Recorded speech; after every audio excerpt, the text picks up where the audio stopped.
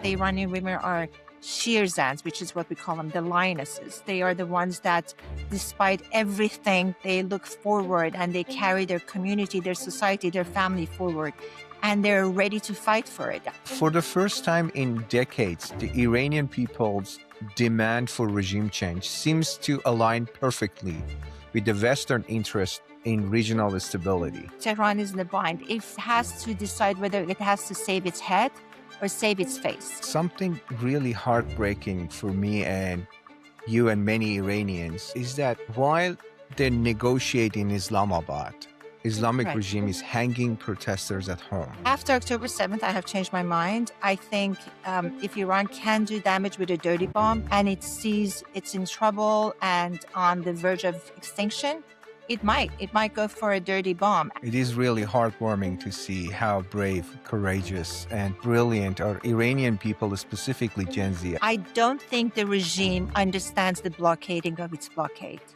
I don't think the officials know how badly this will wreck. The Farsi proverb, هر آنچه از دل برآید لاجرم بر دل نشیند. Whatever comes from the heart will inevitably, sit on the heart. I am choosing to believe that the arc of justice will bend towards the Iranian people, that this is the moment in time.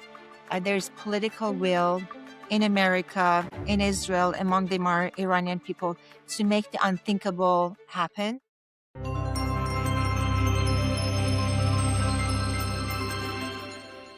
Welcome back. Today on Beyond the Summit, we are joined by a voice that bridges the gap between the echoes of Iran's ancient history and the sharp realities of today's geopolitical front lines. Dr. Nazee Moinian is an adjunct fellow at the Middle East Institute, a PhD scholar from University of St. Andrews, and a woman who has spent decades advising at the highest levels of global diplomacy, from the halls of the UN to U.S. presidential campaigns. At the moment, when the world is watching a fragile ceasefire and a tightening chokehold on the Strait of Hormuz, Nazee is here to help us look past the headlines. We are going to explore the ideological disarmament of a regime, the silent power of Iranian civil society, and what an actual endgame for freedom looks like. Nazee, it's a privilege to have you here. Thanks for having me. You have lived through the 1979 revolution and now advise on the future of that same nation. Looking back, what was the specific moment in your journey where you realized that analyzing Iran wasn't just a career, but a calling? Well, that no one has ever asked that question to me, but thank you for asking that. I have to reflect, when did I think that this is what I need to do? I don't have a specific moment. It was more of an accumulation of many comments and many observations and engaging people that didn't know about Iran. And I wanted to make sure that they understand the distinction between the regime and the people, to the point that I actually would ask people, random people, what do you think about the Iranians? They all had a negative view of Iran and Iranians. Many of them back in 1980s couldn't even locate where the country was on the map.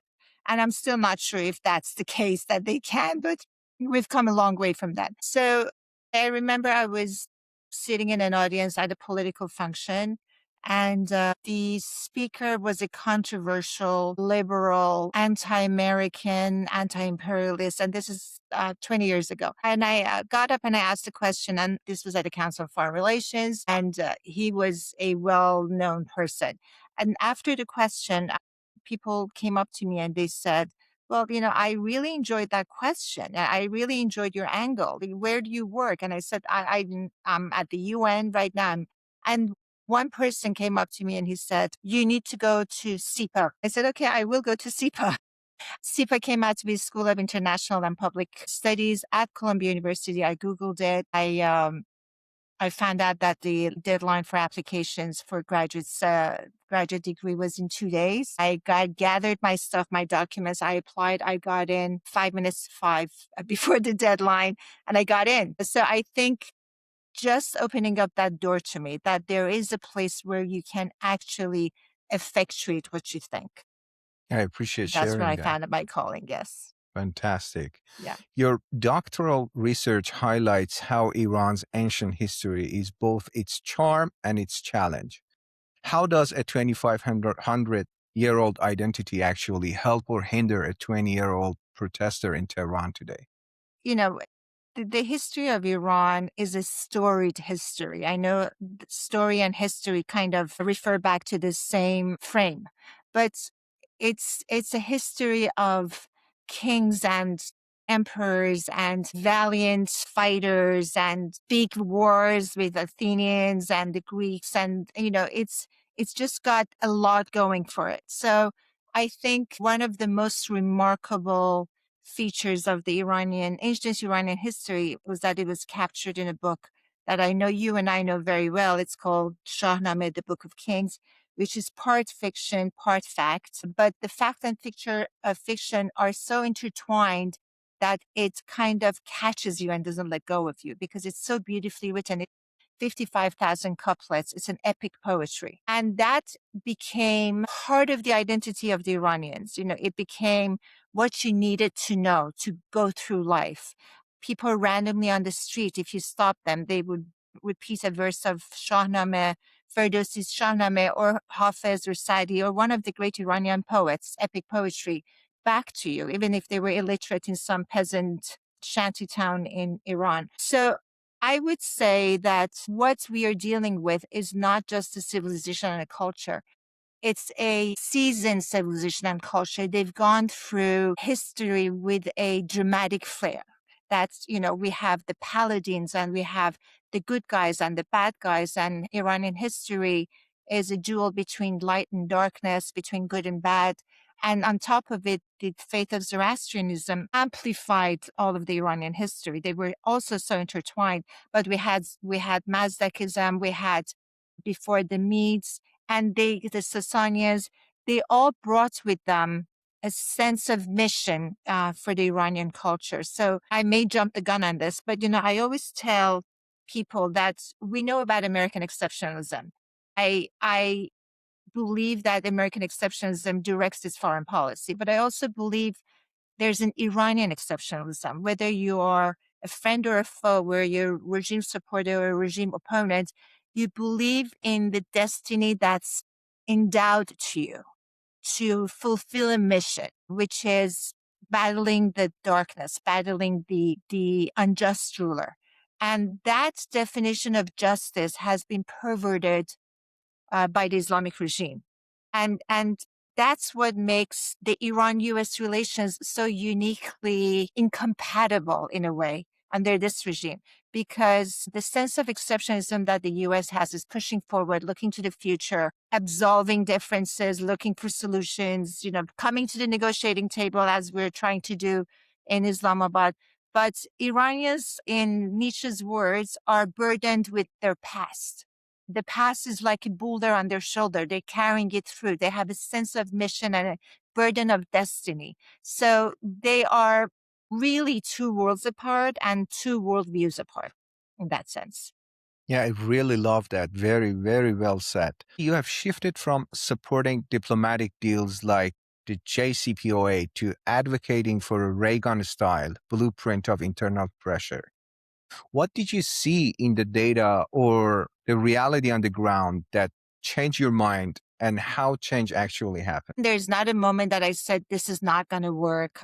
I was one of the people that was working on the grand bargain to give enough incentives, enough carrots to the regime so that it will modify its behavior, which was the 8 years of the Biden administration era thinking of Iran, that if you incentivize the regime will be incentivized to reform itself. No matter what we did, no matter what grand packages we thought of, airplane parts, food aid, medicine aid, even technology to some point. Some of the technology that we allowed them to have could have been used for dual uses, for weaponry and also for civils.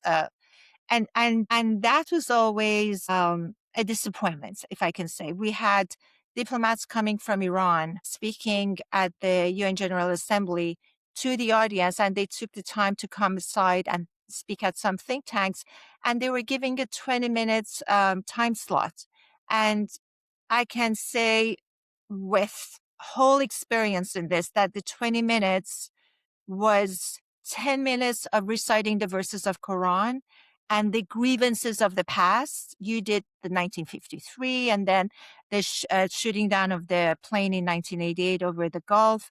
And then only 10 minutes looking forward to how we can solve the differences, how we can bridge the gap between the civil society and the regime and the political establishment in the US. And I was asking myself, what is it that I'm really working on if the regime is so invested in politicizing the past? We have a lot to discuss also. It's not like Americans had the best relationship with Iranian and Iranians were great to the Americans. They held them hostage for 440 days, 44 days.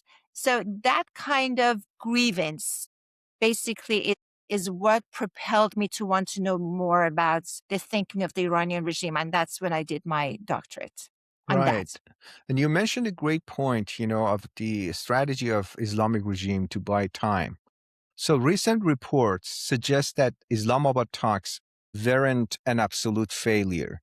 From your perspective, is this genuine progress or is Tehran simply using these negotiations as a tactical time buying exercise? The narrative that the regime puts out is the propaganda. I mean, I don't have a better word to say it. How do you even define success? I'd like to know how, if the regime says they were success, what is the definition of success to you? If you're trying to recruit adherents to Khomeinism or jihadism by amplifying your message around the world, obviously you can portray this as a success because you've brought the great Satan all the way to Islamabad. That could be considered a success. But also having been able to frame this conflict as it's just about the Strait of Hormuz. We will open the Strait of Hormuz if you stop bombing us, is what the regime considers a success.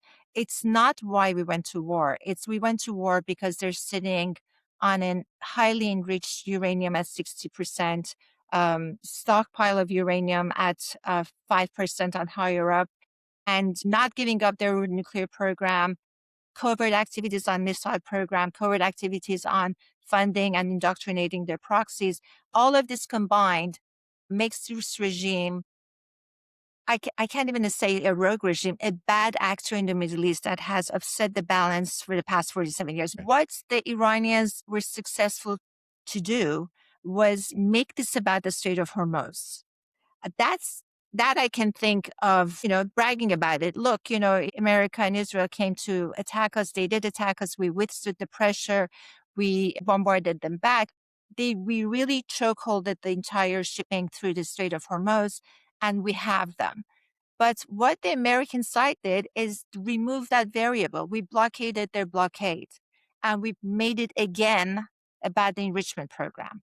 So now Iran is in a bind. Tehran is in a bind. It has to decide whether it has to save its head or save its face. And that kind of conundrum is not a marker of success.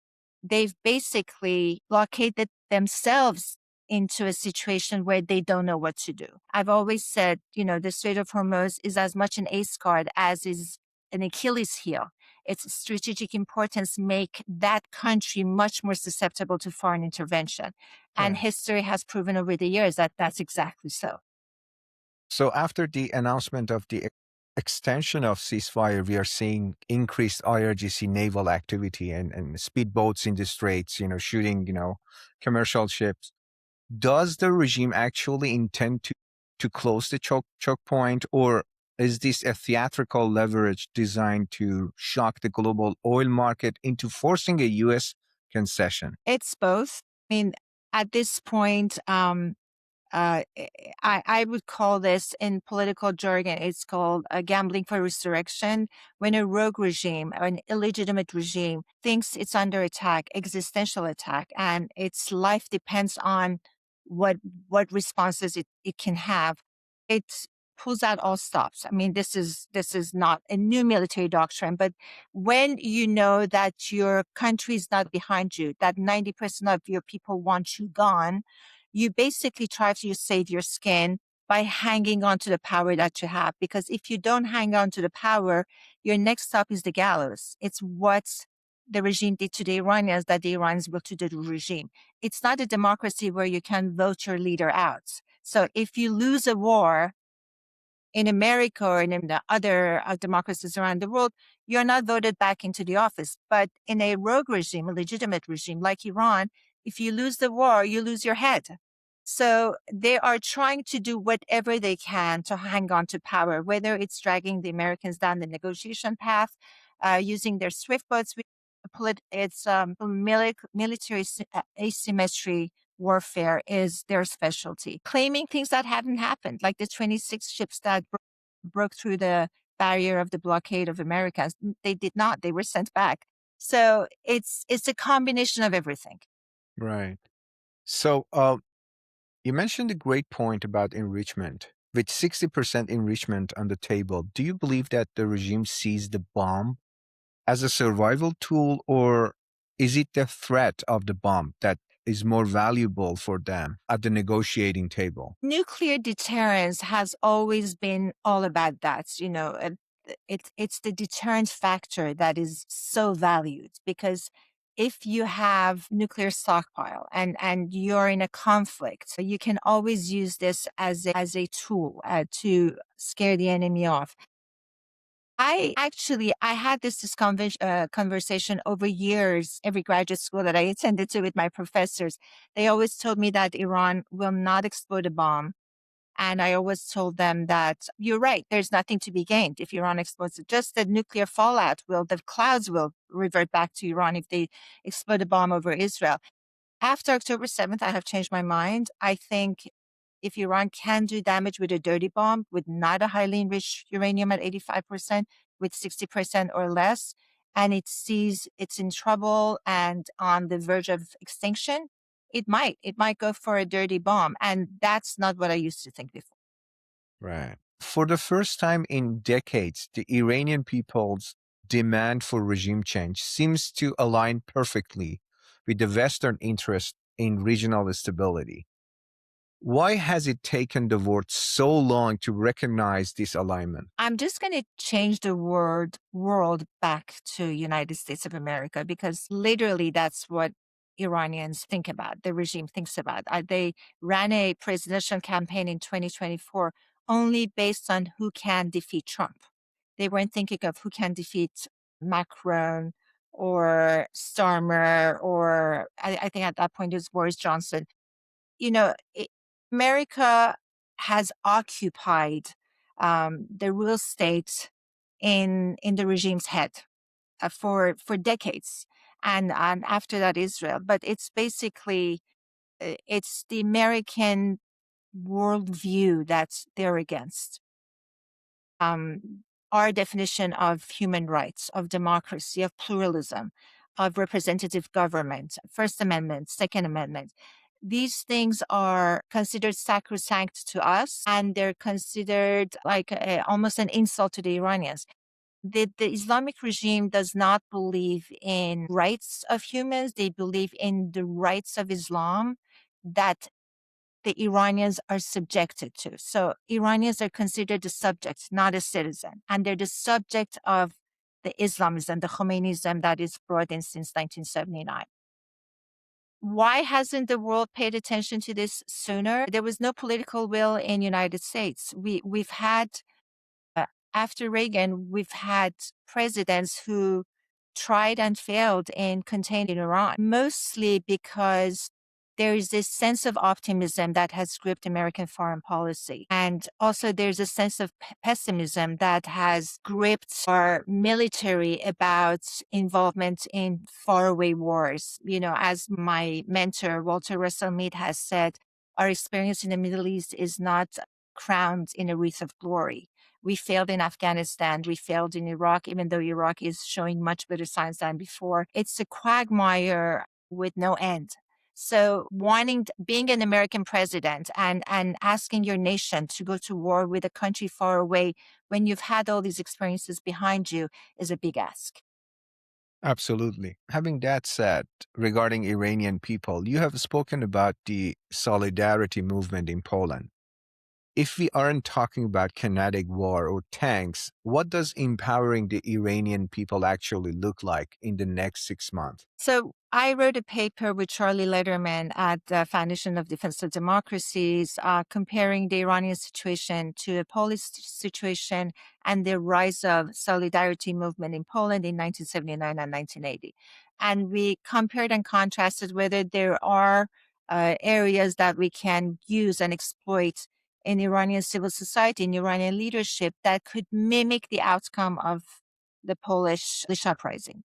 There are a lot of overlaps. There's a lot of differences also.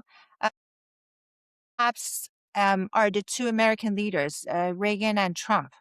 They're both outsiders. They're both actually media personalities. Ronald Reagan was an actor. Then he was the president of SAG. And we all know about President Trump. He's an entrepreneur, but also a media personality. He did The Apprentice. He had appeared in multiple series, being himself. They were both underestimated and they rose to the occasion in their own way. So Lindsey Graham, the American senator, says Trump is Reagan 2.0 or Reagan plus. I kind of agree with that. Ronald Reagan had a gut dislike for the Soviet Empire, which is what he called the Russians under the communist rule. He stay true to the narrative. That's understanding of the Soviet Empire, sorry, as a malevolent force that extracts resources from its own people so that it could project communism abroad, was to Ronald Reagan an unthinkable, undemocratic, inhuman way of leading a country. And he didn't mince words. He talked about it all the time, that we will render the Soviet Empire onto the ash heaps of history, which is a play on Marx's words that will render capitalism on the ash heaps of history. And he said that in the British Parliament. He said it multiple times on TV, in his cabinet meetings, on State of Union. I think that kind of gut reaction is what President Trump has towards the Islamic regime. Mm, I'm not sure where it comes from, but I know that as far back as 1987, for example, he took a page ad in a major publication in New York to talk to the foreign policy establishment to ratchet up the pressure on the Islamic regime. In other words, telling them, what are you doing? Like this is something we can deal with easily. And his idea at the time was just bomb Iran and just make this regime disappear. Obviously, there's much more that needs to be done to topple a regime, but you would understand that he didn't like to be played with as an entrepreneur, businessman, and now as an American president. And he thought that Iranians are playing with us. And Right. truth be told, even to this day, as we're waiting to hear back from the negotiations, whether they will resume, whether they won't resume, what's going to come out of Islamabad in the future, that's still the modus operandi, that they are playing with us. So he wasn't wrong. Right. So personally, I believe the path to become a Reagan plus is not ended yet until the job is done. So let's talk about Iran's economy. With inflation at 100 to 180% and failing economy, the regime is still spending billions on proxies. How much longer can the axis of misery sustain itself before the internal economic engine completely ceases? I'd like to give credit where credit is due, because it's a very small circle of us that work on Iran, but we all know each other. So Miad Maliki, who worked on the sanctions regime for the United States I recently against. had Miad on the show. Great. So Fantastic. he does great work. So he has come out with the 10 points that other people now are tweeting without giving him credit. If Iran stops pumping oil, it will damage its oil wells. And Iran needs to stop pumping oil because at one point the reserves will be full. And if it's not selling its oil on the markets and the reserves are full and the tankers out on the Persian Gulf are full, then the workers will walk off because there's nothing to do. And once the workers walk off, Once the pumping of oil is done with, that's bringing the economy to a halt. You need to pay your workers. You need to sustain your military capabilities. You need to feed the war machine, pay the government workers, pay the IRGC, pay the Artesh. So where is that pivot, that turning point? I'm not sure. I was told by Mian that's the 13 days that matters, because after that, there is no way to for the oil.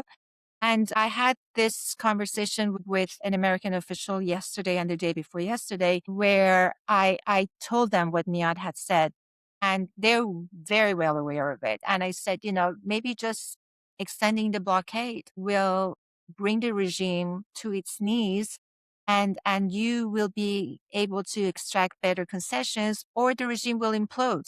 But lifting the blockade at this point is kind of operating on the patient halfway. You're either killing the patient or saving the patient. This is a limbo. This is somewhere in between. Right. So his message is heard. People who agree with him, like I do, like Dr. Ansari does, like Behnam does, all of these people who have been on your show before, also are staying on this message that economic fury after epic fury will be the regime's death knell. And we're sticking to that. So I really don't know what this regime is counting on, but I guess, might be they're counting on, so to buying more time. I know it hurts them badly, but they're counting on, buying more time to see the real impact on global economy. I don't know, but No, that no, no. You're exactly right, Amir. That's a right reading of what the regime's playbook is, and I agree with you. The only problem is that I don't think the regime understands the blockading of its blockade. I don't think the officials know how badly this will wreck. I mean, I am assuming now, and I don't want to assume. That's a no-no in our profession. They thought to themselves that dragging the Americans down the negotiating path will reach the end of the American patience for a war and for the price of gas. And the president will lose focus and get bored with this. And that's why time will play into the hands of Iranians against the Americans. But now that the blockading of the blockade is in effect and the regime cannot sell and export its oil, now the cards are changed. The table is flipped. And this is interesting to me. This is like, Iran has painted itself to a corner by insisting on negotiations while the negotiations under blockade um, are tantamount to their implosion, right. if you will. So it'd be interesting to see what's going to happen after this. Right. Something really heartbreaking for me and you and many Iranians is that while they negotiate in Islamabad, Islamic regime is hanging protesters at home. Does this domestic brutality signal strength? What they're going to prove, with doing this at the time of war or these negotiations? They already lost their moral and social legitimacy. What they're trying to prove. I don't know how to answer that. Amir, this is not a regime that cares about its own people. If anything, you will see that every few blocks they had an ammunition depot in residential neighborhoods. And the reason we know that now is because the Israelis always knew the location, and overnight these things explode right next to residential buildings. The residential buildings, thank God, stay intact. But imagine a regime that uses its own people, and these are sophisticated, educated, like worldly people, as a shield. And it behooves us sitting in this country thinking that, what are they thinking? They're not thinking. The point is to send a message that if you Iranian people are not backing us, the Islamic regime, the clerics, the RUGC, whoever's in charge right now, you will be punished. And the punishment is not a slap on the wrist. The punishment is the gallows, is blinding, is maiming, as we know now from this horrible, horrible event of 3-4 days ago, that the husband took his own life because they had killed the wife, and then they had raped the wife and sent a video of raping a corpse to the husband. the husband killed himself. I don't know if you're at this point, you're talking to a rational actor. I'm not defending the regime, but I also want to bring in another development. So the Iranian regime has been importing militias from Iraq Right. and from Afghanistan, the Fatimiyuns from Afghanistan, and I think Hashtashabi. it's Ashrashabi from Iraq. I think about 5,000 fighters. It's very possible that those most brutal, heinous, unspeakable acts are done by these guys. But that doesn't make the pain any less. That doesn't make the reality of the regime any better. If you're willing to commit those kind of murders against your own people, I can't imagine what you'd be able to do once you expand your Islamic revolution beyond your borders, which is the project that Khomeini had in mind in 1979. Right, absolutely. Now let's change the topic and talk about one of the main pillars of Iran's future, Generation Z. You have called them the leaders of a new revolution. What makes this generation's way of thinking different from the activities from 2009 to 2019? Right. So Generation Z, which in Farsi is called Nasl Z, is a generation that grew up on internet. I mean, if you speak to them, if you stop them on the streets in Tehran or any big city in Iran, they speak fluent English. It's not because they had formal education, it's because they've watched enough videos and movies and Hollywood productions that they have become fluent in American accent and American English. So this is a generation that has come of age in a cyber limitless world.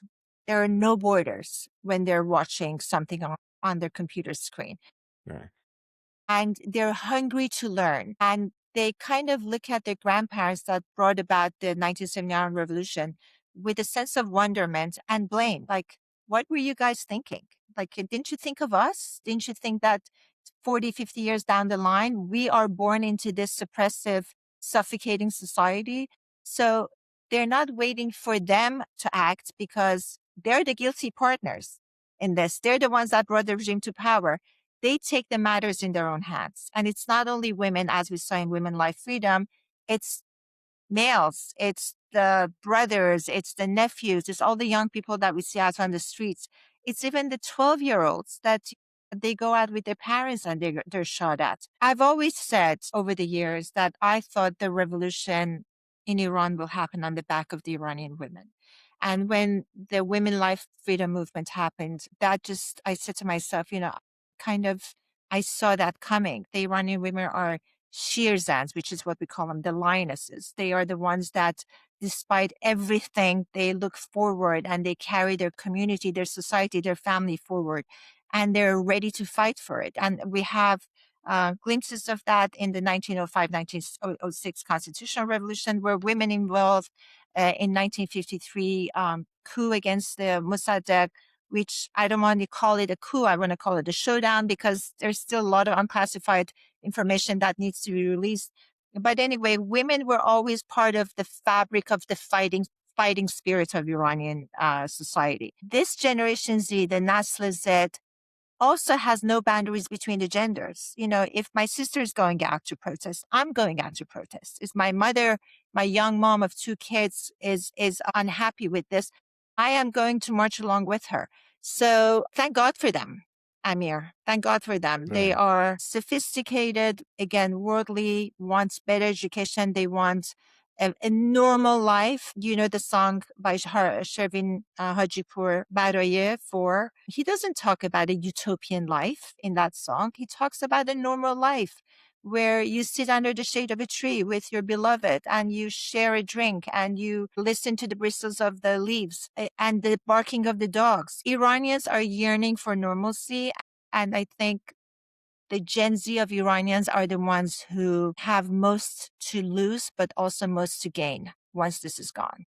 It is really heartwarming to see how brave, courageous, and brilliant our Iranian people, specifically Gen Z, as you beautifully mentioned. So let's talk about the role of diaspora as a bridge between the two worlds. What is the one thing that Iranian diaspora is getting wrong about the current movement inside the country? About uniting against one common enemy.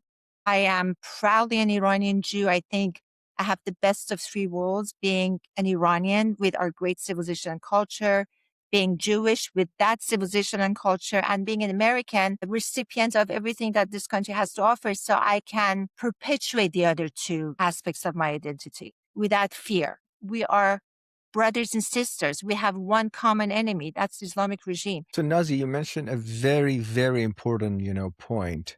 I always say, if someone tells the truth based on facts, that's the most important thing. And Ignore the other experience. Yeah. and experience, of course, Right. So forget about noise. And regarding Jewish people, I know I have a lot of Jewish fantastic friends. I know a lot of Jewish people inside and outside of the country, specifically talking about Iranian Jewish community. They always like what you said. They always said, I am Iranian Jew. So it is important for them, have their identity as Iranian Jew, not Jewish Iranian, My mentor, Dr. Ansari, and your guest at one of the previous episodes has a wonderful, wonderful essay out on foreign affairs about Iranian Jewry. And he says, if you ask an Iranian Jew about his devotion to Iran or Israel, they consider Iran their father and Israel their mother, or the other way around. So it's two equal parts of the same identity.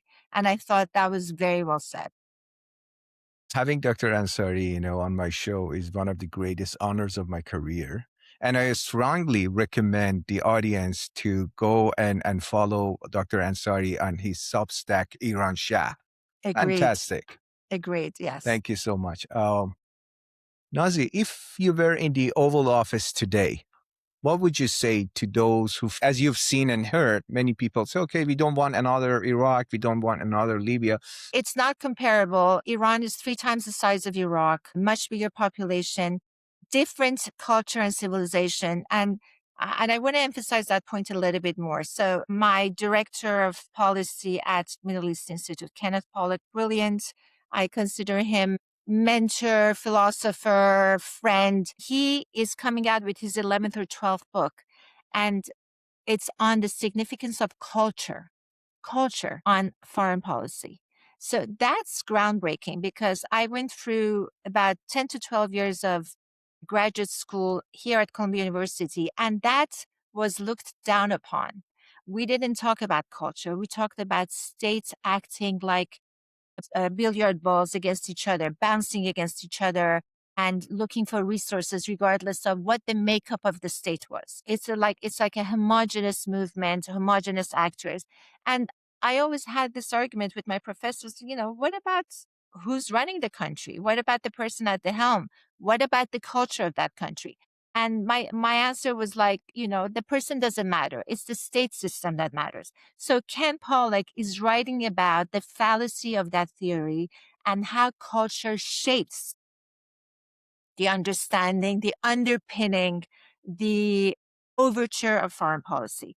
So that's exactly where we can bring Iran in. Iran has a completely different culture than the rest of the region. And to put it together in the same basket as Iraq, even though that's a great civilization, or Afghanistan, or any of the Gulf countries, is a misreading of Iranian history. And if you misread history, you're bound to repeat the same mistakes. Right.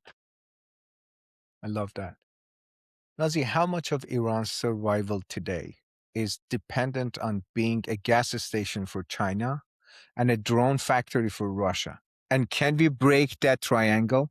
Yeah. So China is easier for me to answer in many ways than Russia. Russia is so deep into its own problems that I don't even know if they see the light at the end of the tunnel, or if there is a tunnel for that matter. Chinese have a proverb that says, a crafty rabbit builds 3 holes. So they believe in optionality. They don't put all their eggs in one basket. They believe in being able to compensate for the lack of one friend or one resource by creating other friendships and other alliances for their economic growth. And I think if Iran's oil output, which is 90% sold to China, is removed from the Chinese calculus, from the Chinese imports to its country, it will probably hurt a little bit until it can secure the purchase of oil through a mediator from Iraq, from Saudi Arabia, maybe through President Trump from Venezuela. They're crafty enough. They're that crafty rabbits that they look at the long game. Nothing about them is impulsive. They know that if they get entangled into a war in the Gulf, they're not fighting for Iran. They're fighting against the United States. And that's the last thing they want to do. They want to be an economic powerhouse, and getting entangled into international war with another superpower, the superpower, is everything they don't want to do. Russia is, again, it's a wild card for me. A lot of Russian thinking and foreign policy directives are really Putin's own personal ambitions. It's not a Chinese kind of Confucian philosophical doctrine of survival and thrival. It's just that one person. So what happens if you remove that person? Or what happens if that person gets bored with the war? Or what happens if this person changes its mind about Iran? So the loser in all of this triangle really is Iran, is the Islamic regime. It doesn't have a patron the way Poland was reliant on Soviet Union, but it does have this economic lifelines that are very much hurt. And that's where the blockade is so important. Blockade is our strength position, and keeping it in place will be able to re-establish a new order in the Middle East that's hopefully based on non-belligerent alliances towards the U.S. Because right now, the axis of resistance, the axis of aggression's sole purpose is to drive U.S. establishment out of the Gulf, out of the Middle East. And hopefully it will be replaced by alliances that their main objective is not anti-imperialism, anti-Americanism, anti-Westernism. I appreciate that. So, in my opinion, current situation in Iran is not sustainable, and at the end of the day, this regime has to go, has to be ended one way or another. So, let's talk about the fear of what comes after. To the skeptics who ask if the regime falls, won't it be chaos, or won't there be power vacuum? I know what's going to happen if this regime stays, which is the worst possible scenario. So I'd rather not talk about that. But once this regime is gone, Iranians better act like Democrats, because we can't have democracy without Democrats. Wonderful. You often use the Farsi proverb, هر آنچه از دل برآید لاجرم بر دل نشیند. Whatever comes from the heart will inevitably, sit on the heart. When you speak to the youth in Iran, what is the heart-centered message you want them to hear? It's very difficult to be a nation that is admired across the board. Iran is one of those nations. Everyone talks about the Iranian women, the Iranian bravery, the Iranian culture and civilization. Even presidents who didn't have the political will to confront the Islamic regime talk about the sophistication and the beauty of the Iranian culture and civilization. And they are the gatekeepers, this Gen Z people. They're the gatekeepers of this culture and civilization. I'm very proud of them for not having lost their sense of beauty of their culture and wanting a Western-oriented, a Western-inspired society. I think Iranian society has always had a duality. Actually, there are three overlapping circles, which is what I wrote my dissertation about, which is the Islamic circle, the Persian circle, and the Western circle. And Iranians are an amalgam of these three characteristics. So I am very proud that the Iranians of Iran, and also in diaspora, we're very much still Iranians, Amir. I mean, I still have Iranian food and music, and Nowruz is celebrated. Every other holiday in Iran is celebrated. That's a ancient Iranian holiday. I am very proud of the people inside of Iran. This is my message to them, of holding the two truths together, of being the gatekeepers of a beautiful culture and civilization, and wanting what the rest of the world can offer in sense of freedom and democracy. Thank you for the great message. Lastly, Nazee, after all you have researched, seen, and done, what does freedom mean to you today, personally? Freedom. I'm going to answer that being a woman, because I think freedom for a man and freedom for a woman are very much parallel, and they have a lot of overlaps, but kind of different also. So I come from a family of lioness women. My mom was a doctor, OBGYN, but 4 years of medical school, not 7 or 8 years in her time. She was 21 years old and she was sent to Ahvaz in Iran, a very hot third world little post next to Abadan refinery that had a lot of discomfort, but they needed medical services. So she went there with my dad and they established an office for her. She delivered 3,000 children in her lifetime.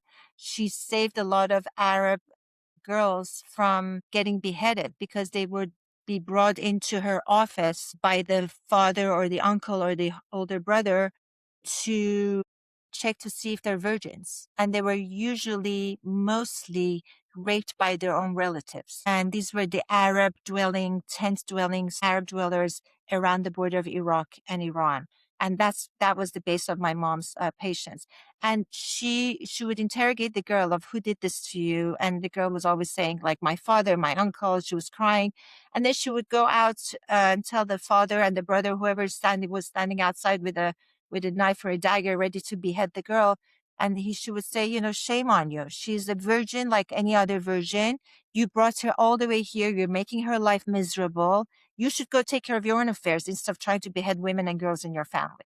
So that happened often, unfortunately, in my mom's generation. I want women to be able to realize their fullest potential. And I think this country gives women that opportunity. And if you are an Iranian with an Iranian sense of exceptionalism, coming to this country and benefiting from the American exceptionalism, make it work for you. Don't take it for granted. The sky's your limit. You can do a lot. You can do a lot, and you don't have to be worried about whether you're judged for your religion, for the way you look. It's an equal opportunity country. It still has a long way to go with actual parity between the sexes, but I would take this system over any system around the world. It's where you can realize your dreams. So to me, freedom is realizing your dreams. I appreciate that. Is there anything that we haven't talked about, but you think it is absolutely critical to talk about? I'm an optimist, Amir. I think you are too. I I have chosen to be an optimist. And sometimes in my analysis, the optimist part comes more through than the realist part. I am choosing to believe that the arc of justice will bend towards the Iranian people, that this is the moment in time. There's political will in America, in Israel, among the Iranian people to make the unthinkable happen. And I am hoping to be part of that celebratory group that celebrates. I want to say to the regime, Iranians are hospitable. They've welcomed you for 47 years. It's time to go home. Just, go take a break, go buy a villa in the ocean front of Crimea, because that's the only place now they can go, and retire. You know, good luck to you. Leave the Iranians alone. Dr. Nazee Moinian, thank you for bringing such profound clarity and heart to our podcast today. Absolutely. Thank you, Amir, for having me. And thank you for the viewers and listeners that stay tuned. Thank you.